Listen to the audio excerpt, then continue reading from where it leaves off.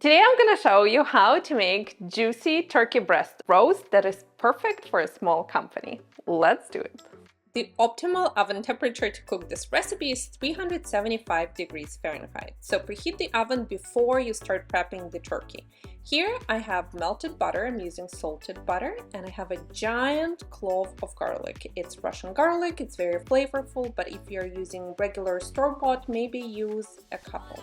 So I like to grate my garlic because that way it is more flavorful. Don't mince it. Then I have chopped fresh rosemary. You can also use dried rosemary, but it is flying around when you're chopping it, just heads up. I like to add smoked paprika. It's an optional ingredient, but it adds nice smoky flavor. And then we have our salt and black pepper. Stir everything until it's all well mixed. The flavor and smell is amazing. Now here we have our bone-in turkey breast, or it's also called turkey crown. So it is two breasts attached to the bone with the wings and neck and legs and everything removed. So you want to grab a lot of paper towels and pat dry it. Actually here the truth is I had to buy a whole turkey and remove it myself. Fun fact, see how the butter mixture has solidified, and that's fine. I tried to brush it on, but that didn't go well. So just dig in with your hands and rub entire turkey crown with the butter mixture all around, getting under the skin, covering all the breast meat on the bottom and on top until you run out of butter.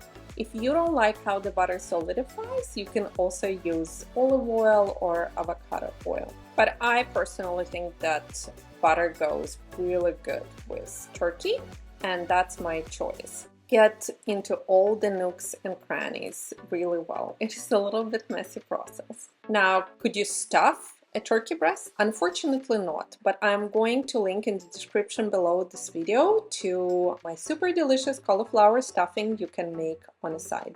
Another question, can you make frozen turkey breast? I don't recommend to do so. I recommend to use fully thawed for best results. Our turkey breast is seasoned. You want to grab a baking pan or roasting pan and put a wire rack in it, and then place the turkey breast on top so it's kind of like sitting high up.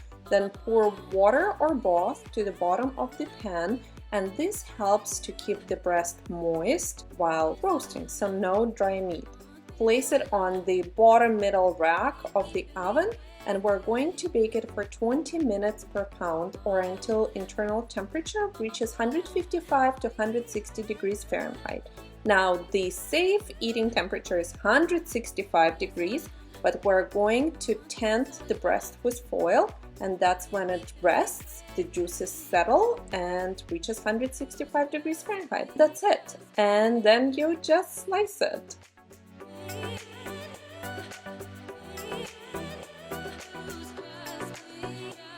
And serve with delicious side of healthy green bean casserole and healthier cranberry sauce made with maple syrup. It is a delicious Thanksgiving meal, perfect for small crowds. It's juicy. I hope you guys enjoy, and if you do, give me thumbs up and share with your friends and family, and see you next time.